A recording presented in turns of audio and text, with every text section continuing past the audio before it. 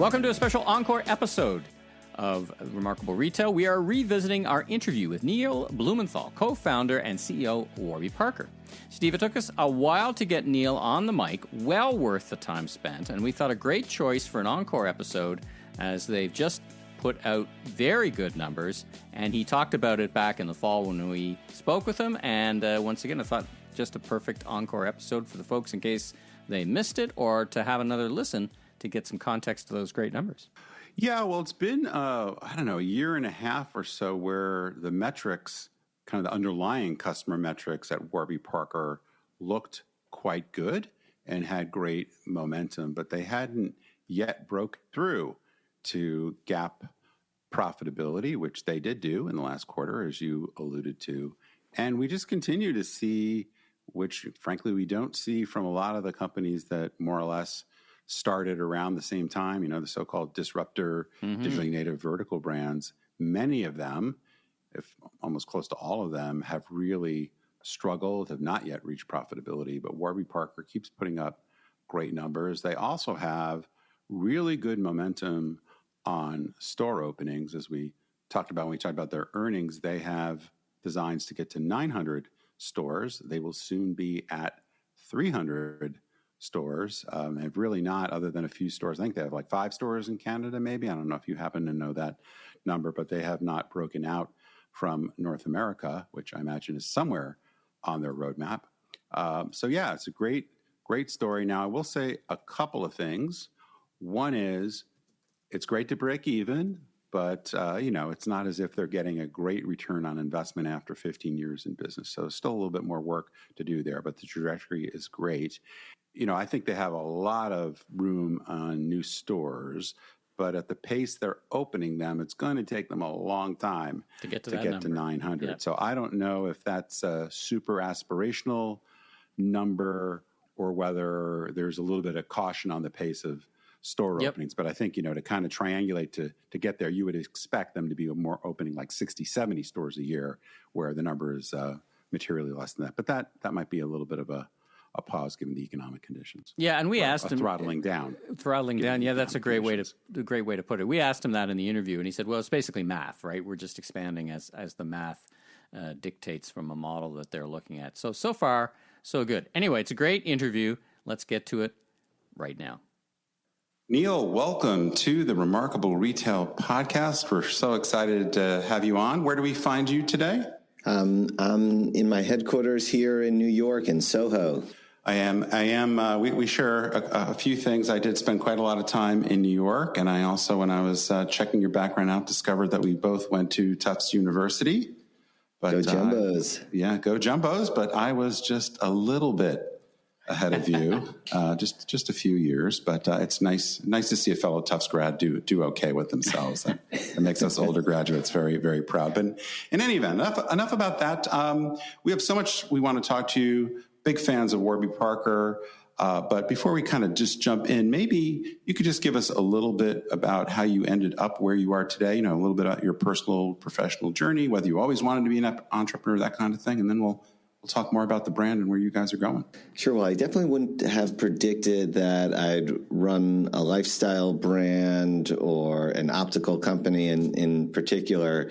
I grew up in New York City, went to Tufts, as we were discussing, really to study international relations. I had always been passionate about, trying to do good in the world.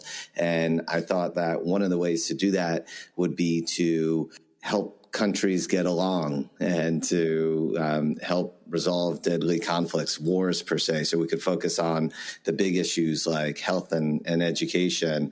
And I say that because after sort of graduating from Tufts, studying international relations, I then did some graduate coursework on conflict resolution and international mediation, worked at a think tank for a little bit to come up with policies to resolve deadly conflict, kind of realized that the policy world wasn't for me, and somebody who is entrepreneurial and, likes operating. I met an eye doctor named Jordan Caslow, who sort of exposed to me that there's about 1 billion people around the world that don't have access to glasses and need them. And I thought that was crazy. Glasses were invented 800 years ago, right? So we're failing as a species if we can't, provide glasses to people in need.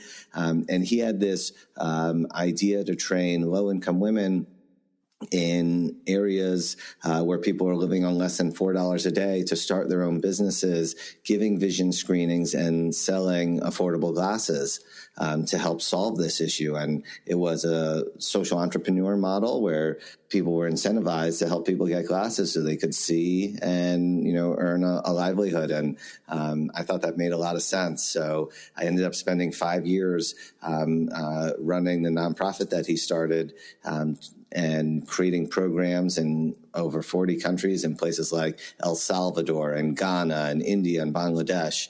And in doing so, I learned about sort of the power of a pair of glasses to transform someone's life. But I also learned a little bit about the industry. And I would visit the factories where I was sourcing glasses for people living on less than $4 a day.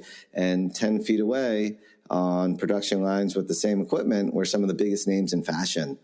So it was clear that what it costs to manufacture glasses didn't necessarily justify the high prices that you'd see in the U.S. and, on Madison Avenue in New York, per se. But after 5 years running this nonprofit, I went to business school. I went to Wharton to get my MBA, and thought that I was going to go work maybe in management consulting. I actually had an offer to work at McKinsey. I made that mistake, but I recovered quickly. So it sounds like you did too. You were Bain, right? You were Bain, right? Booz Allen. Booz Allen. Yeah.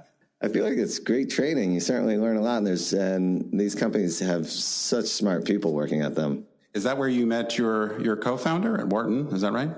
Yeah. So at Wharton, and MBA programs have a great ability to foster friendships really quickly. Pretty much most MBAs are type A folks, so they're very eager to meet other folks, and became fast friends with Jeff Rader, Andy Hunt, and Dave Gilboa. Dave was complaining about losing an $800 pair of glasses in the seat pocket of an airplane before school, and how he had just purchased this iPhone. This was in 2008, and how the iPhone could do all these magical things, yet, this pair of glasses cost more. Jeff similarly needed to sort of replace the pair of glasses that he had, but was waiting to do so because glasses were so expensive.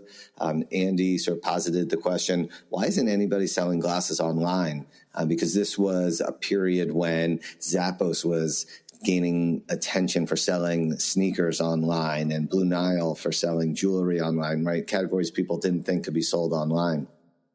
It's such an interesting origin story, because we often find that there's this intersection of the personal and the professional when we talk to entrepreneurs. So this is where it came together for you. You said, well, we can make eyeglasses more accessible. I'm very familiar with the brand, love it as well. I've had many pairs, lost one or two, and I think that's good for the business too, in a side roundabout, indeed, roundabout way. But let's talk for those. I mean, not everybody's familiar perhaps with the business from a scale and a scope and a size. Your online eyeglasses, but talk a little bit about the business model and where you are at today with stores and reach and countries and all that great stuff. Sure. So the whole premise of Warby Parker is to provide vision for all, and we mean that literally and figuratively. Literally, how do we provide the tools to enable people to see? And figuratively, how do we serve as an example of a company that does well and does good in the world? And hopefully we inspire other entrepreneurs and other executives to run their business in a similar fashion. So we sell glasses, and now we also have expanded into contacts and provide eye care through primarily comprehensive eye exams. But our eyewear is a fraction of what it would cost elsewhere. So $95 instead of, $400 or $500. Right. And that starting price at $95 includes prescription lenses that are impact resistant, that are thin, that have, all the coatings, anti-reflective, anti-scratch. And for every pair of glasses we sell, we distribute one to someone in need. And we've now distributed over 15 million pairs of glasses to people around the world and even here in the U.S. We started online, but we've opened stores. We now have roughly 270 stores across the U.S. and in Canada. And so that was a big evolution for you, right? I mean, moving from a pure play online, how did it come up that you wanted to have physical stores? Or was that always part of the kind of the plan of some way, shape, or another? The strategy was always have direct relationships with our customers, because if we were designing our eyewear, if we were producing it and we were selling it direct to the customer, then we could effectively sell it at wholesale prices, right? Because we weren't wholesaling our product to a retailer who was then marking it up 3 to 5 times. So those direct relationships was always sort of paramount to the business model. Now, because we saw this opportunity in e-commerce, and when we started, less than 1% of glasses were sold online. We thought that selling online was the best way to reach customers, and was also going to be the least capital intensive, right? We were starting this business as graduate students. We actually started it with $120,000. We each put in $30,000 each. And that's the capital that we needed to start Warby Parker.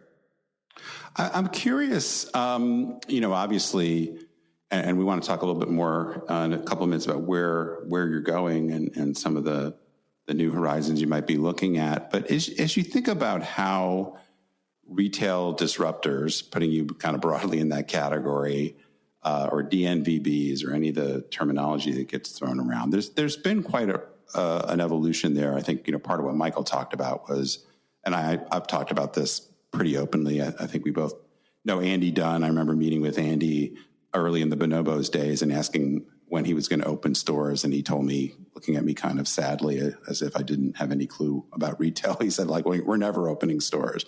And of course, they ended up opening a few. So I'm curious, what was it about the market that led people to originally believe that big brands could be built online?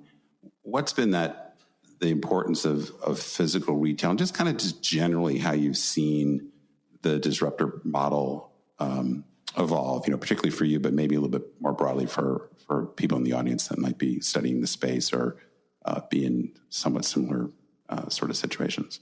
I think it was this appeal of new business models, of innovation, that drove a lot of people to start their businesses online. There was certainly the practical aspect of, was this less capital intensive and less risky, right? You could build a website for far cheaper than you could build out a physical store, especially back in the, 2006, 7, 2008, 2009, and the early 2010s. So if you think about reducing risk while you're starting a business, right, signing a 10 to 15 year lease and spending a bunch of money to build out a physical space is quite intimidating. When we launched Warby Parker in 2010, this was before Facebook monetized. So we were able to get a lot of organic traffic, a lot of attention by people posting on social media, kind of like the way social media was supposed to work, where your friends share information that's interesting and novel and relevant to you, as opposed to it being fully controlled by algorithms. So like when we launched, right, it was novel that we were selling glasses online because most people hadn't done that before. It was novel that we were charging $95, including prescription lenses, instead of $400 or $500. It was novel that we were distributing a pair of glasses for every pair that we sold. So there was virality in that as people shared those stories with others, and we were able to grow organically pretty quickly. What started to happen is Facebook and other social networks started to introduce advertising and optimized for advertising as they needed to, because they're media businesses.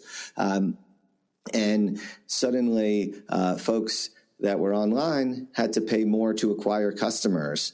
So often people forget, what's a great advantage of physical stores is that they're accessible to customers, right? And their customer acquisition tools in their own right? People see a storefront, they learn about a brand, they walk in, they're shopping for other products at different stores, and they walk by your store, and it's that storefront's a big billboard. A lot of folks, I think, thought that they could, bypass these physical stores. We were never dogmatic. We never ever said, we're never going to open up stores. Again, the business model was just about having direct relationships with our customers, because that's how we were going to have lower prices. It was also how we were going to get feedback. If we have the best customer data, if we're interacting with our customers every single day, we could get feedback, and we could share that feedback with our eyewear design team. We could share it with our merchants. We could share it with our tech teams. We could share it with operations, with our customer service teams, and we could continue to optimize and get better every single day. Certainly, we could move faster than, folks that were just retailers or just wholesalers. Sure. So when you think about the business today and what makes you remarkable and distinctive, obviously there's a ton of competition, not only folks that have more or less copied aspects of what you originally innovated, but some very, very big players. Now have a huge amount of your business coming from physical stores. You're in a lot of the same malls or streetscapes or what have you that the competition is. How would you describe how the business has evolved to stay so successful and to position you for growth going ahead? Sure. So I'd characterize us as an omni-channel retailer, right? We want to engage with customers however they want to engage, whether that's through our apps or through a browser on our website, or in our 270 stores. To your point, we didn't initially think we were going to open up stores, but a funny thing happened when we launched. We were featured in Vogue and GQ, and that was very deliberate. We, pitched, the best men's fashion book, GQ, the best women's book, Vogue, because we wanted to establish our credibility as a lifestyle brand, as Warby Parker, as credible sort of eyewear fashion brand. And the company took off like a rocket ship. We hit our first year sales targets in 3 weeks, sold out of our top 15 styles in 4 weeks. It was, we had a wait list of 10,000 people. It was sort of crazy. But what we had to do is we had to suspend our home try-on program. So one of the things that was also novel about our business online was that you could select 5 pairs of glasses. We ship it to you at home for free. And then if there was a pair that you liked, we would put in the prescription lenses and send it to you. Well, because, word got out and so many orders came in, we ran out of our home try-on inventory, so had to suspend the program for a little bit. And people started calling saying, hey, can we come to your office to try on glasses? And at the time, we were working out of my apartment, and we invited people to come in to what's going on over apartment.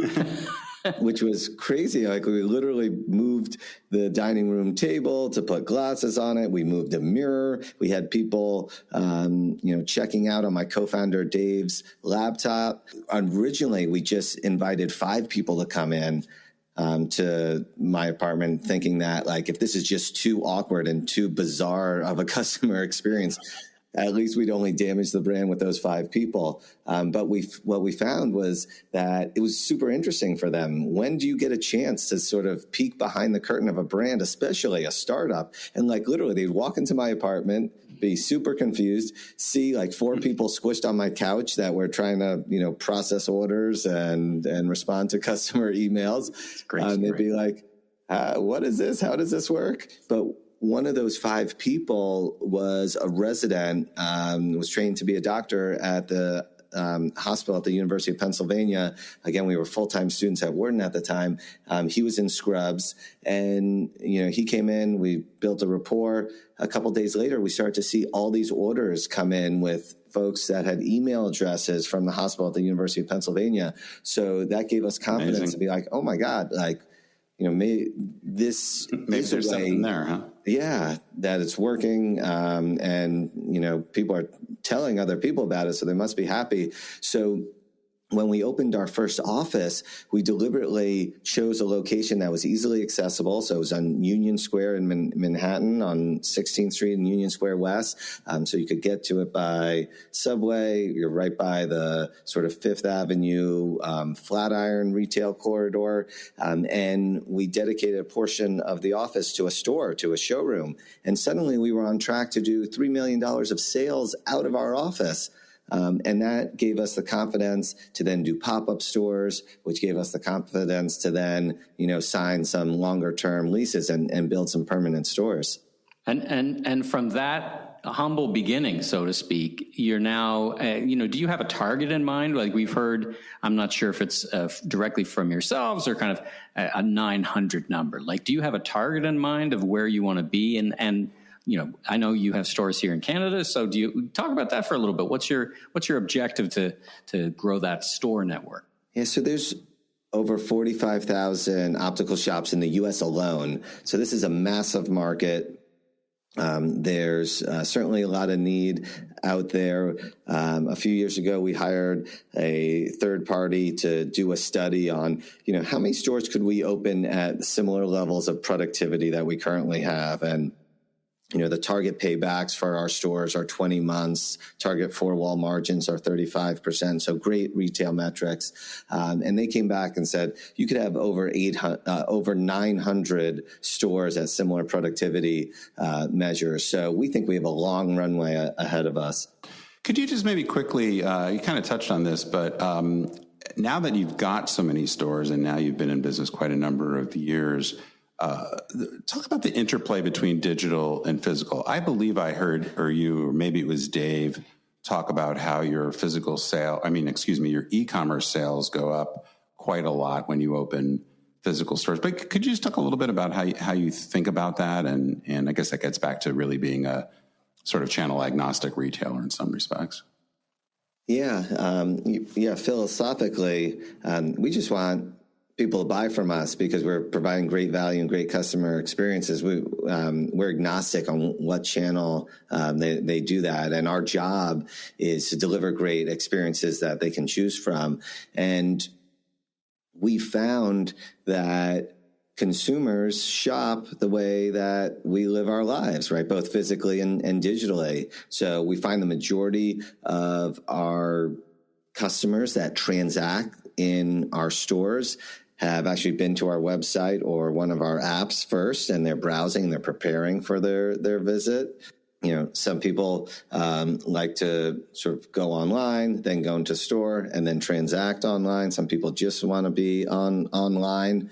We're just going to create sort of solving customer challenges. And what we mean by that is, if some people prefer to go in store because they want to try on glasses, we're going to keep opening up stores to make it easier for them. But then we're also going to develop technologies like our virtual try-on, which was the first true-to-scale virtual try-on.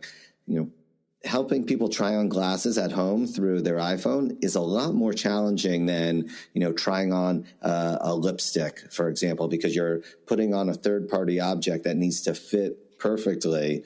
So we use machine learning and AI to figure out, the shape and the size of someone's head, to identify their nose bridge. So, these virtual renditions of our frames, right, are positioned properly on their face as somebody would do in real life.